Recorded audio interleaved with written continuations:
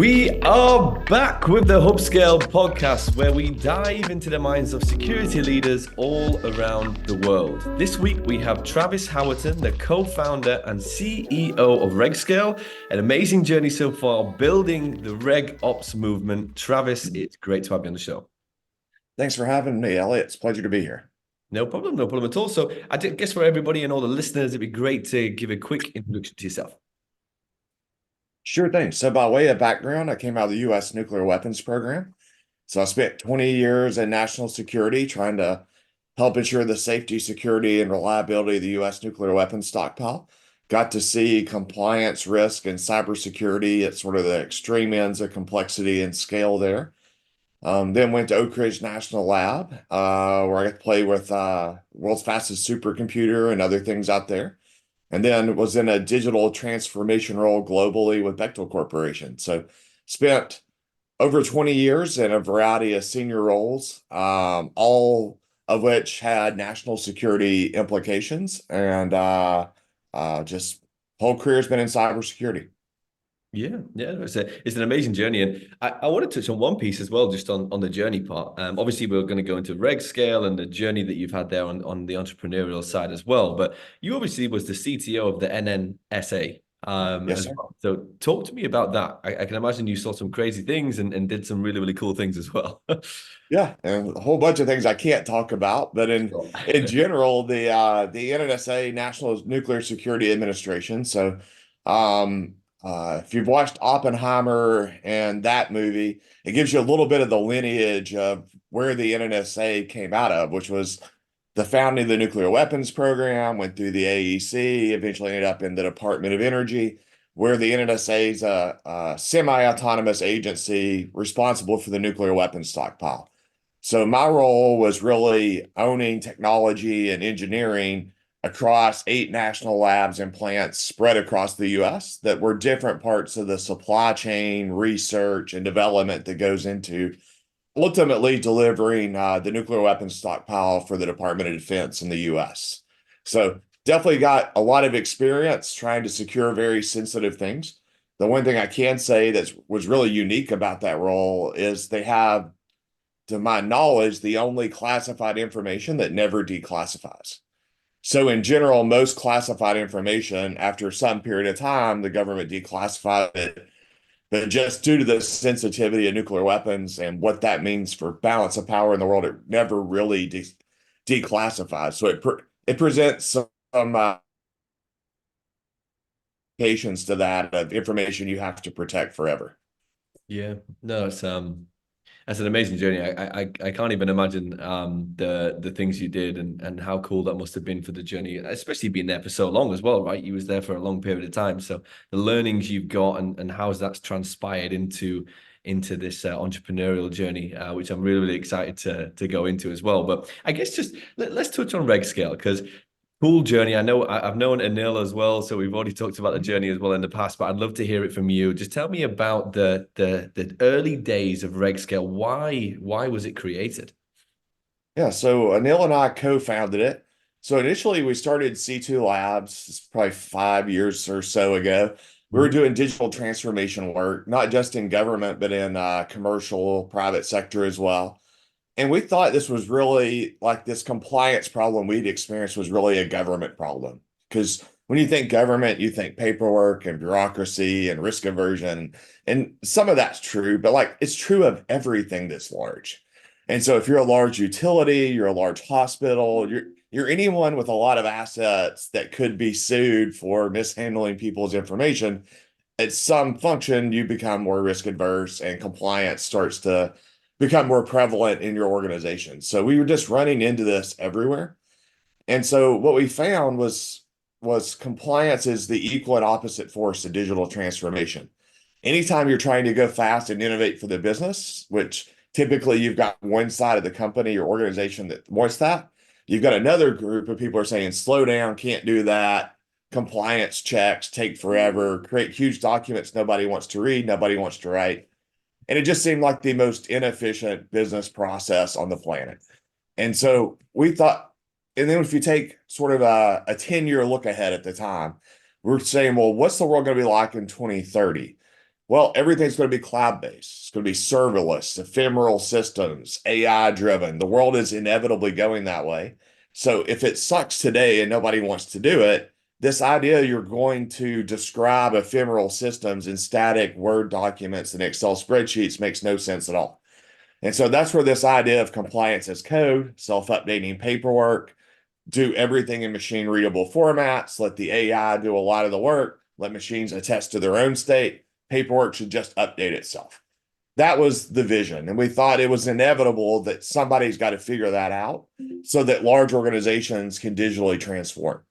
That was the whole genesis story of it. We felt personal pain points of dealing with that in our nuclear weapons career, other parts of our career. It was also the thing that like it would keep you up at night is failing an audit because you know you've got this big stack of paperwork in the back of your mind. You know parts of that are probably out of date, and you're just waiting for that audit phone call to come. And these mad scrambles, and they damage your career and cause all sorts of problems. And like somebody just needs to do something about this. And we tried to buy different tools along our career. We could never make any of them do quite what we wanted. So we started a company to build the thing that we wished we had when we were in those roles back in the day. And that's kind of how we got to here with Regscale. Yeah, I think it's. I always love. I love when entrepreneurs literally live the problem and then go out and build a Yep. solution for it. I think it's really really cool. So sounds amazing. So I guess I know that's the reason for RegScale and things on those lines as well. But what does RegScale actually do, and how does it really impact the customers that you work with? Yeah, so we're what Gartner would call a continuous controls monitoring platform. What's next after GRC, governance, risk, and compliance? My view of GRC was it's automated in the sense that I type it into a web form instead of a Word document, but that's not my view of what automation should be. And so what you got in Gen 1 GRC was basically a whole lot of view into process analytics and how things are going, but at tremendous manual labor and expense. It also is soul crushing work. Like everybody who had to do that work for me hated doing it. And so it was the first sort of view out of that. Now, when you move into an API driven economy, the idea is like these machines should just talk to each other about what's going on. The paperwork should update itself. So at the core of what we do is we bridge security, risk, and compliance. We take your audit compliance controls, we take your operational security controls, and then we take your risk-based controls. So what are the threats the bad guys are trying to do? What are your risks? And then what are the controls to mitigate them? But it all comes together at the control. And then we manage that controls life cycle with extreme automation. And so it starts with building it, like what's the control? What do I say I'm going to do? Then I got to collect evidence because nobody believes you. So you got to go prove that you did it. And then you're going to assess it to say, is this a fair and reasonable approach? There's going to be problems. So you're going to have to fix issues as they come up, as things break over time, as audits fail, whatever it may be. You're going to make risk-based decisions all along the way. If some things don't make sense, they're not cost effective. And then you've got the governance side of you got to document all those decisions along the way and have full traceability. That's sort of the control life cycle. What we did is we took a value stream approach to that control life cycle and said, we're just going to put extreme automation, compliance as code, AI, everything API driven, and we're going to pull cost out of every one of those layers. And so that was our approach that's fundamentally different than how others did it is we just looked at the problem end to end. We looked at how the technology's evolved and said, there's an opportunity to rethink this business process end to end because one, it's stupid, and two, everybody hates it, right? And so that was sort of the process we've been through. And we've been fortunate. Gartner's recognized us 6, 7 times in the last year as an emerging leader in an emerging space. So it's cool to be in an area that's very much blue water, that represents the cutting edge of what's possible and tried to put our unique stamp on the problem space. Yeah, yeah, no, it's really really exciting. I remember kind of looking at you guys a couple of probably about a year or a year and a half ago or something, and just thinking it's a cool way to solve a boring problem. I think it's absolutely amazing. And as well, obviously, that a lot of companies you mentioned there are accelerating, they're moving to the cloud and things on those lines, and compliance is not really scaling with that as well. So I can imagine that's a Yep. big part of the value add that you offer to organizations. Yeah, absolutely. And it's interesting to use the word boring because I have so many friends who are like, why did you get in this space? It's boring. Like nobody wants to do compliance. Nobody wants to talk compliance. It's boring. Why would you pick that to go innovate in? And I was like, it's the whole entire point, man. Like boring stuff is the stuff nobody wants to do. So that's target rich for automation. When you try to automate things that people love, they fight you. You get cultural resistance. And this isn't something nobody wants to do. Like I've never met, I mean, maybe there's some weird guy out there who he just lives for his spreadsheets and wants to be in there all day. But most people I know, like they dread that audit. They dread having to update that sheet and that doc. It's just every 3 years, they know I'm going to have to go do this. And it's just, screw me. Do I really want to do it? It's just a good time to start checking other jobs. Like Yeah. nobody wants to do it, right? Which is a good area for innovation. And second, it's just holding back, like you said, innovation. People want to go to the cloud, but they just can't figure out how to make these business processes that many of them have had place for 30 years to get through their audits and all these sorts of things. How does that work when I have no boundaries? Everything's ephemeral. I don't know what's running. Nothing's behind the firewall anymore. Like everybody's struggling with how they make that work. And so this is an approach to just let the machines attest to their own state. We're not in a place where you got to go on data calls, take screenshots. We can do better than that in 2024. And by 2030, you're going to have to do better than that. There's a freight train heading at people that they may not realize or see yet. And so if they don't solve for this problem, probably not going to exist in the next decade because the people who do solve for that problem are going to win. And so that's what's cool about it is one, it's boring. So we take away work nobody wants to do and give them their nights and weekends back. And then we enable people to have a chance to succeed in the future, which is exciting.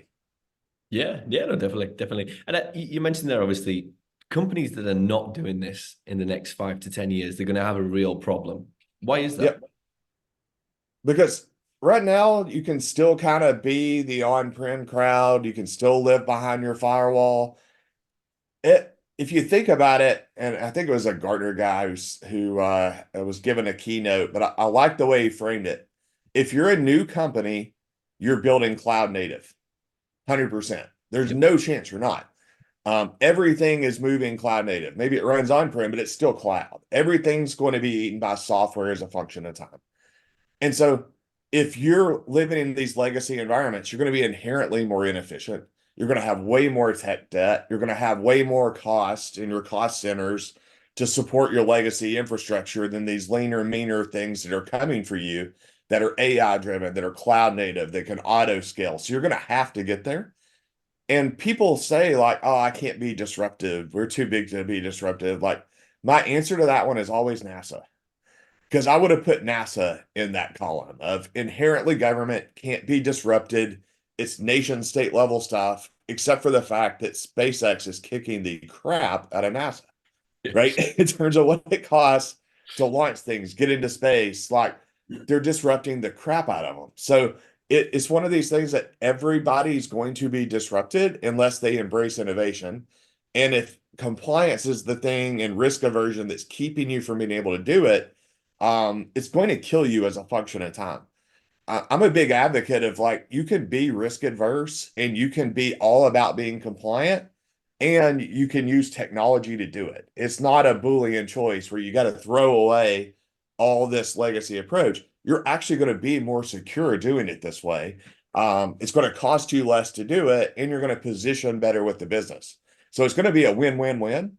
It's just helping people understand it and see it because it's like most of security is reactive, right? Everybody's looking in the rearview mirror, what happened and how do we prevent it? This is very much a proactive sort of vision casting view of the problem coming ahead and getting ahead of it. And so that's been the challenge for us is helping people understand the problem, what's coming and why it's strategic, and then helping them position and get ahead of it. Yeah, I think it's so impactful as well. I love I love the part about obviously the nobody really wanting to address this problem because it's on that side of it. But I think Yep. it's really really impactful, Travis, and what a journey so far. I want to touch on one thing because obviously you do a lot in the federal space and FedRAMP and things on those lines. I've done lots of work in the public sector space, and when cybersecurity vendors are trying to get into the federal market without FedRAMP, it is an absolute nightmare, and it takes a long time to get it and things on those lines as well. So how do you support with that piece? Yeah. So it's pretty interesting. So we support over 50 frameworks, but really FedRAMP has been the biggest initial mover for us because really two reasons. One is it's a law now. So it's not a we strongly encourage you to think about getting a FedRAMP. It's say you must have it to do business with the government, store government data. So that helps. Two is it stands between companies and revenue. And so government's the largest market. They write really big checks. This is the price to entry. Nobody wants to spend $1 million plus and wait over a year to get a FedRAMP. Like they will, but they don't want to.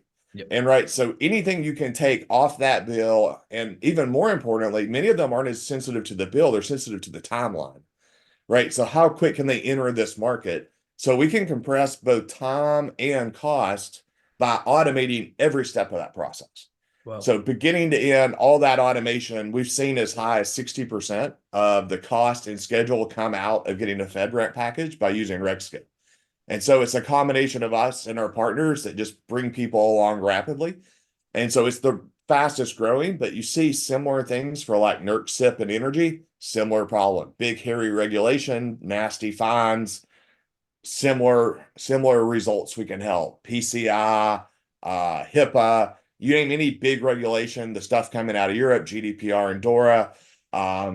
The bigger the regulation is, the more teeth it has, and the bigger the impact it has on revenue, the more you're going to want and need a reg scale to help you get that done faster than the legacy approaches. yeah, yeah, no, definitely. That's so impactful because honestly, I the amount of companies that I speak to in that space, and it takes so long. They don't know whether to invest because it's going to take so long. So Yep. there's a clean cut problem, a solution to it. Sorry, so that's absolutely amazing. I guess I was reading before and listening to a couple of your podcasts as well, and you was talking about kind of NIST Rev 4 and the new or newish version of Rev 5 as well. Now I don't know too much about this, so it'd be great for you to dumb it down for somebody like me listening as well. But what does this mean for the future? Yep. So NIST 853 Rev 4 was sort of always the government Bible for cybersecurity. And so you can think here's the collection of controls from the government that says you need to meet to protect various data at various levels of sensitivity. So classified is going to have more controls, unclassified websites are going to have less controls, and every gradient in between. And people will say, I don't like compliance. Like I can meet all the controls and still be insecure. And that's it's kind of true.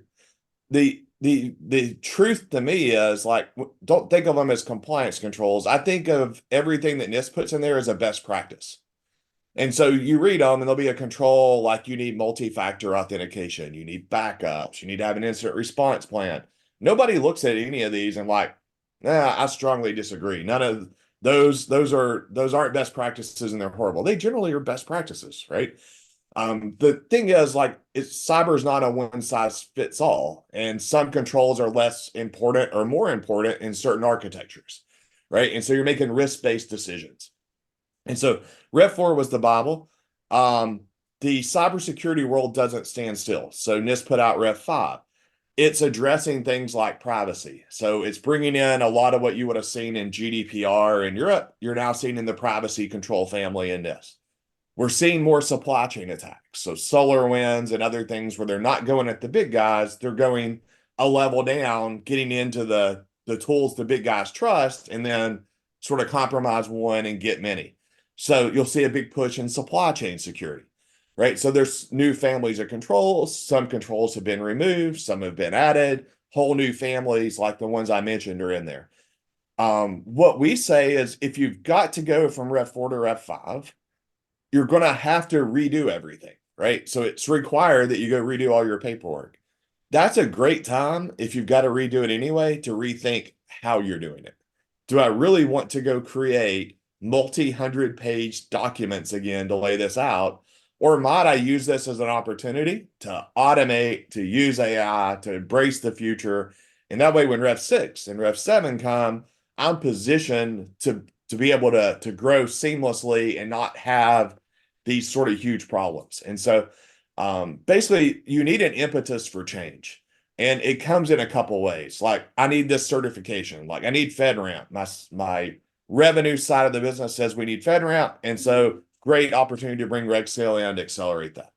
I just got crushed in an audit and I'm worried about reputation lost and brand and other things. Great time to bring Regscale in to tighten things up. Or I just got a massive regulatory change. So I got to redo everything anyway. Great opportunity to bring automation in. But typically you need some impetus to cause people to recognize the need for change and embrace the level of change that we're talking about. And so those are good examples. But that Rev 4 to Rev 5 is a common one we see in government, that if you're pursuing that, you really ought to think about extreme automated approaches and how you position for the future as part of your planning. Yeah. I think that the whole thing, I think, is super exciting, and I can imagine over the next few years you've got big plans and big goals as well, which I'm sure we can talk about in a minute. But I want to take it back to the entrepreneurial journey, and the reason why, Travis, is because a lot of the listeners, a lot of the people I speak to, a lot of the people I've had on the podcast, all come from this entrepreneurial side as well. So I always love to dig into this as well. So maybe just start off with, what's the biggest learnings that you've had throughout your entrepreneurial journey? Because super amazing background, obviously, with the NNSA and the government and things on those lines as well, and then transferring into the entrepreneurial lifestyle. So what's the biggest learnings you've had? Yeah, I say this kind of jokingly, but it's true. Like, the number one thing I had to get used to as an entrepreneur was being stupid. Because I was never stupid in the NNSA. I was never stupid at ORNL because you didn't have to be. So, like, if I was doing a procurement and I was stupid about that procurement, there was an expert down the hall I could grab and pull in, and voila, I'm not stupid anymore.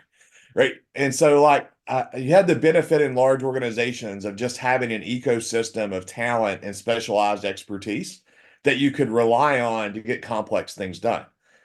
On the startup side, the hard part is that same procurement person is like $250 an hour consultant. So you vomit every time you see them. Like, you just know you're hemorrhaging cash, right? The second thing is you're not in a mature business. Look, when I was in nuclear weapons, we've been around for 70 years. We'd figured out most of the problems, right? There's always new problems, but it was a mature business, well-defined. And so you're more in incremental improvement, continuous improvement phase. When you're in startup, you don't know the basic business mechanics of your business. Everything's a hypothesis that needs to be tested. You want to learn as fast as you can, iterate, improve, continue. And so all this stuff, it's all about how fast can you learn, embracing being dumb, like figuring out what you're trying to learn it as fast as you can, being super agile and being able to accelerate. And so that's been the trickiest thing, is that it's a mindset shift of always feeling like you've got things under control. Like, you're always looking for some value creation and other things in past roles, but it never felt like everything's moving everywhere all the time, right? In that startup world. And it's exciting, it's terrifying, it's fun, it's nerve-wracking. It's all those things at once on any given day, right? And so it's either it's something you love and you'll have a passion for, or it'll burn you out fast. But, like, I love the part about it where you're always learning. And so if you can just kind of embrace, like, all this unknown change, all these problems you get to try to figure out with your team, it's a lot of fun. Yeah. Yeah, no, I completely agree. I'm obviously different business, different area, but I've been on the entrepreneurial journey myself and can really attest to that scenario about literally you have to do multiple things that you don't have in a bigger organization. Sorry, but no, that's amazing Yep. stuff. But I guess we're taking it back. There's always one question I like to ask, because when you started Regscale and obviously the business before, you started with probably a pitch deck, and this is the thing that we want to build, right? This is the Yep. initial idea. How much has that changed, and how much have you had to pivot along the way? I don't think the North Star's changed in terms of the problem we're trying to solve hasn't really changed. Um, we took a more horizontal view initially. We could digitize any set of requirements with our tooling and what we had in place. What we found is just because you can doesn't mean you should. And so what we've learned is we've narrowed the aperture of what we're doing now. And so it's less boil the ocean, where initially it was we're out trying to land a bunch of different customers. We're figuring out who's willing to pay, what they're willing to pay, what problems can we consistently solve. We kind of know that now. So I think what's different is we have product market fit. We know what the market's asking for, what they're willing to pay for it, how many there are, and we're trying to get really, really tight at that value creation there. At the same time, we haven't given up on some of those other ones. We just don't have enough salespeople, engineering, everything to pursue 8 different strategies at once. Yeah. Right. So we're harvesting all the stuff we have in front of us probably for the next year to hit our growth targets. We'll raise a larger round later to go at some of these other areas we want to go to next. So we've got a lot of product roadmap we want to get to. We've got a lot of use cases we want to explore in other markets, but we've found a couple of things we know we do better than anybody right now. And we want to just kind of go harvest on that one because, well, we've created some really good differentiation in a good size market. We want to capitalize on that for a bit, get really good at it, and then we'll start looking at the next things. Yeah. You articulated that like it was so easy, finding product market fit and things on those lines. But I know just from speaking to multiple and working in the industry for a long time, the finding product market fit is so hard Oh yeah. to go down different areas. And you said you've got multiple different streams you can go down. It's all about honing in into one area and really driving on that piece. But how did you find product market fit? And what was the biggest challenges of getting there as well? Yeah, it's customer discovery. We landed some customers, we got some initial use cases. Like there were some we didn't love, like they just weren't a great fit, either because it's just a harder problem than we thought it was going to be going in, or like the size of the market, like it's not as repeatable. The upside of FedRAMP is it's very repeatable, it's very precise, and we got a bunch of customers who love how we're helping them do it. We've got some similar other frameworks that we're working on as well. So it was just doing enough customer discovery and iterating, figuring out which ones, hey, like we helped this customer, we're probably not going to sell that use case again, at least for a while. These other ones, like we want to sell 10,000 times, right? And so to your point, it's not easy. It's a lot of gut feeling initially, followed by like, let's try to measure and pull some data in, right? And so it's a blend of art and science of how you figure that stuff out. And it's not like we've got any superpowers over here, or we're so much smarter than anybody else. It's just literally just putting in processes that embrace iteration and figuring out how to do customer discovery, fix problems fast, and focus. What I would tell their entrepreneurs is it's equally important what you say no to is what you say yes to, if not more so.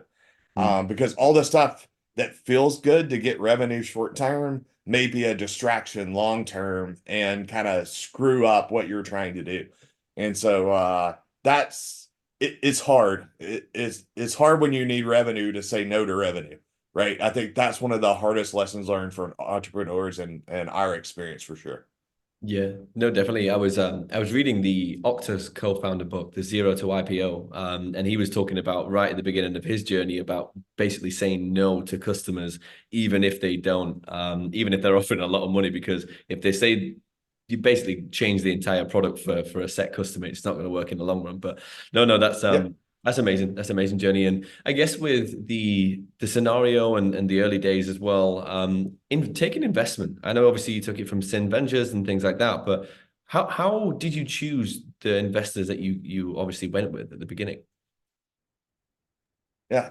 Great story there. So one is we got the absolute perfect investors for us.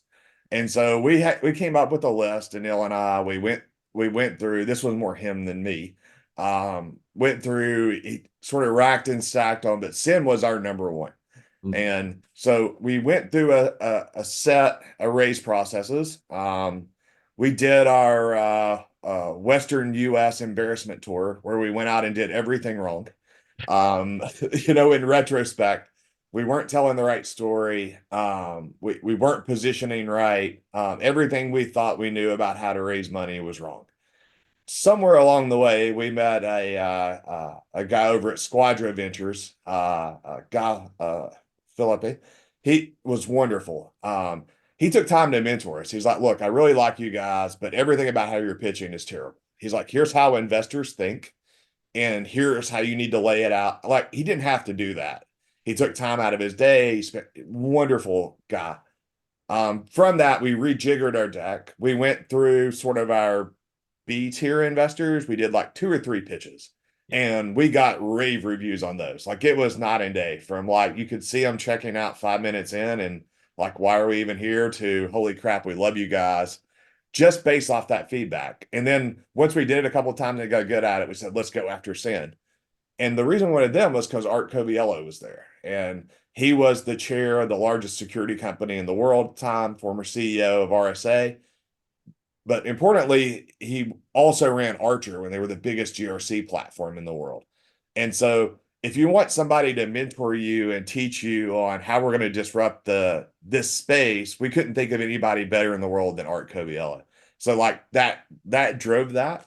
We gave them a pitch. They offered us a term sheet, and we've been thrilled to have them. And so they're better than advertised. Some of the smartest people I've ever worked with. They're great mentors. They're founder friendly. They can connect you to people, to CISOs, to companies.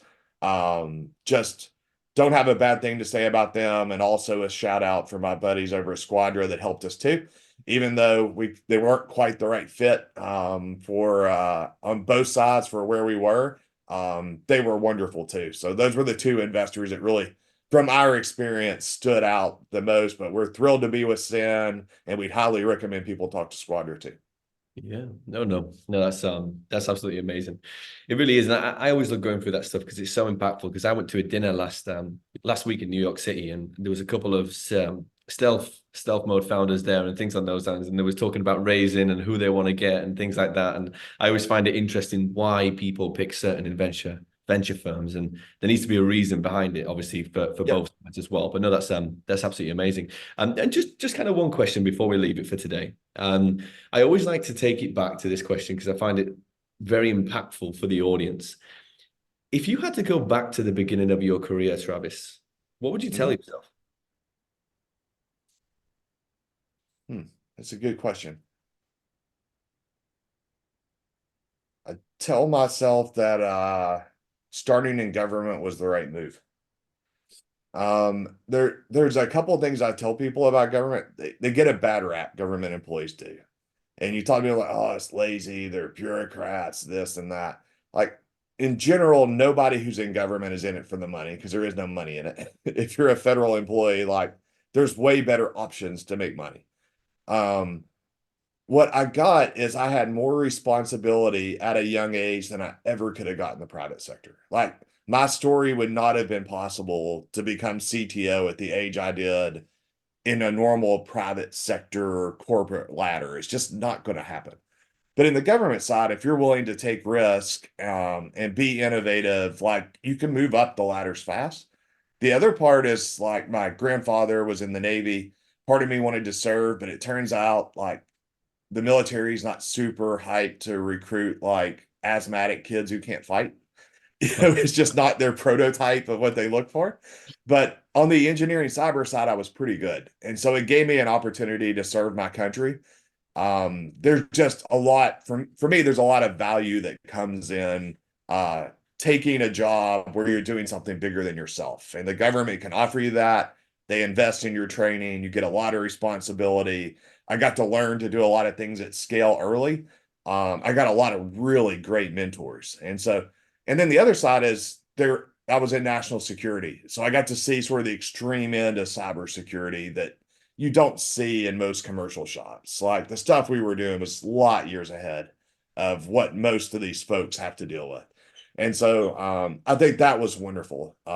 That experience for me, both the opportunity to serve my country as well as the investment my country made in me to teach me and give me opportunity, taught me a lot. I think Anil would say the same thing about his government experience as well. Government people get a bad rap, but that wasn't, to me, it's the system that's broken and the politicians that are broken. There's a lot of good people trying to do the right thing that just living live in a broken process. And so even Regscale is an extension of trying to go fix some of that process for those people. So I'd say that going back, if I talked to my younger self, I'd say take that government job. Nice. Nice. No, amazing. Amazing stuff. Well, Travis, appreciate you coming on the show today. I think we've gone for a lot of really interesting topics, and good luck with the RegScale moving forward into the next few years. I'm really, really excited to see how everything pans out for you guys. And yeah, thank you for coming on the show. Thanks for having me, Elliot. It's been an honor to be here, and I enjoyed it. Amazing. Thank you. Bye. Thanks, sir.